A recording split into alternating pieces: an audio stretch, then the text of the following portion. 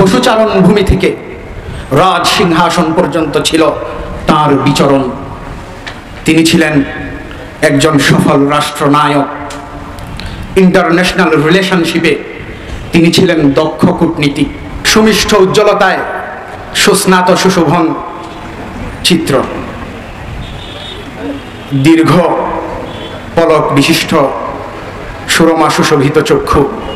আমি পর্দার আড়ালের শ্রবণরতা পর্দানসীন মা বোনদেরকে, বিশেষত প্রেগন্যান্সি অবস্থা অর্থাৎ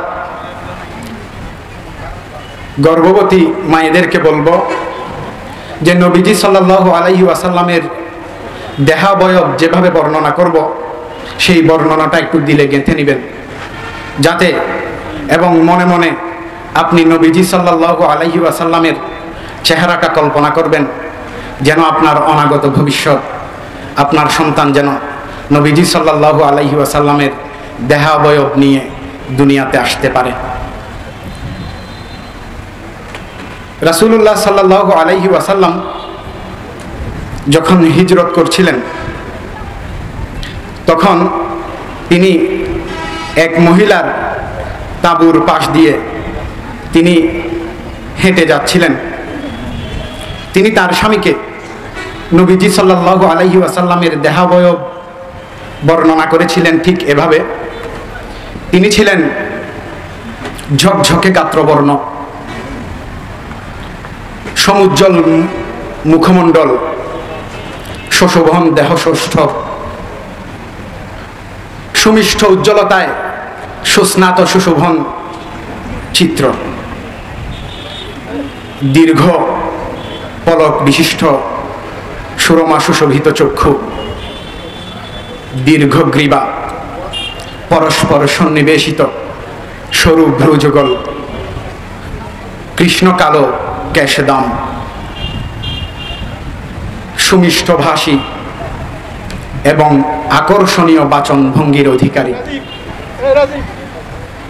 হাদিসের কিতাবসমূহেও এসেছে নবীজি সাল্লাল্লাহু আলাইহি ওয়াসাল্লামের সুন্দর নয়নাভিরাম সৌন্দর্যের কথা। সাহাবী জাবির বিন সামুরা রাদিয়াল্লাহু তাআলা আনহু বলেছিলেন, নবীজি সাল্লাল্লাহু আলাইহি ওয়াসাল্লামের সাথে আমি এক চাঁদনি রাতে দেখা করতে গেলাম। আমি একবার আলোক উজ্জ্বল চাঁদের দিকে আমি তাকাই, পরক্ষণে নবীজির চেহারার দিকে তাকাই।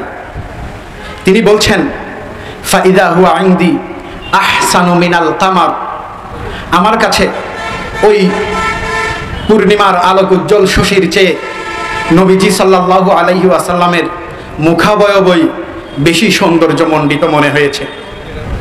এ কারণেই তো নবীজি সাল্লাল্লাহু আলাইহি ওয়াসাল্লামের স্ত্রী হযরতে আয়েশা রাদিয়াল্লাহু তাআলা আনহা বলেছিলেন, যদি কখনো আমাদের সেলাই কাজ করার প্রয়োজন পড়তো রাত্রিবেলা, তাহলে আমরা সেই রাতের অন্ধকারেও নবীজি সাল্লাল্লাহু আলাইহি ওয়াসাল্লামের চেহারার সামনে চলে যেতাম। তার চেহারার আলোতে আমরা সুইয়ের ভিতরে সুতো ঢুকিয়ে অনায়াসে সেলাই কাজ করতাম। সুবহানাল্লাহ। আমার কথাটা বুঝে থাকলে আপনারা বলুন তো, পৃথিবীতে প্রতি বছর বিশ্ব সুন্দরী প্রতিযোগিতা হয়। 100-200 বিশ্ব সুন্দরীকে যদি এই মাঠে জড়ো করা হয়, রাত্রিবেলা তাদের চেহারার আলোতে বস্তা সেলাই করার এত মোটা মোটা সুই, এই সুইয়ের মধ্যেও কি সুতো ঢুকানো কখনোই সম্ভব? কশ্চিন কালেও সম্ভব নয়।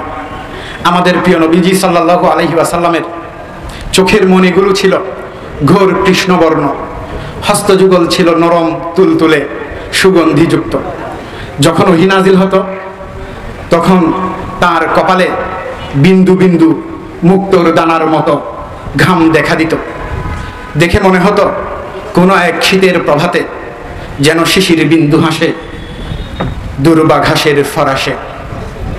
আমাদের প্রিয় নবী সাল্লাল্লাহু আলাইহি ওয়াসাল্লাম, তিনি ছিলেন সর্বগুণে গুণান্বিত, সকল বিভূষণে সকল ভূষণে তিনি ছিলেন বিভূষিত, সকল বিশেষণে তাকে বিশেষায়িত করা যেত।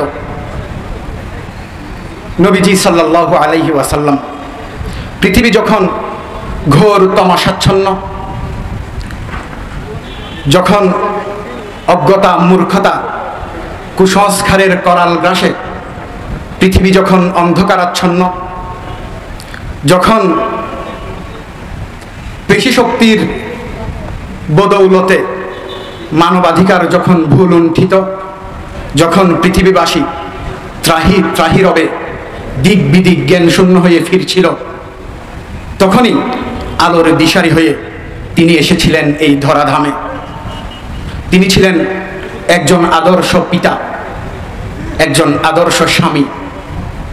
পশুচারণ ভূমি থেকে রাজ সিংহাসন পর্যন্ত ছিল তার বিচরণ।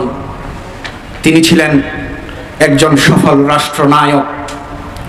ইন্টারন্যাশনাল রিলেশনশিপে তিনি ছিলেন দক্ষ কূটনীতিক। দুষ্টের দমন, শিষ্টের পালনে তিনি ছিলেন দৃঢ় প্রতিজ্ঞ। তিনি বলেছিলেন, পৃথিবীতে এমন একদিন আসবে যখন আমি থাকব না। কেউ যদি নিজেকে আমার রঙে রঙিন করতে চায়, আমার গুণে কেউ যদি গুণান্বিত হতে চায়, তাদের জন্য আমি দুটি জিনিস রেখে যাচ্ছি। একটি হচ্ছে আল কোরআন, আর একটি হচ্ছে সুন্নাহ। হাদিসের ভাষায় তারাকতু ফীকুম আমরাইন লান তাদিল্লু মা তামাসসাকতুম বিহিমা কিতাবাল্লাহি ওয়া সুন্নাতা রাসূলিহি। আল্লাহ রাব্বুল আলামিন আমাদেরকে নবীজির রঙে রঙিন হওয়ার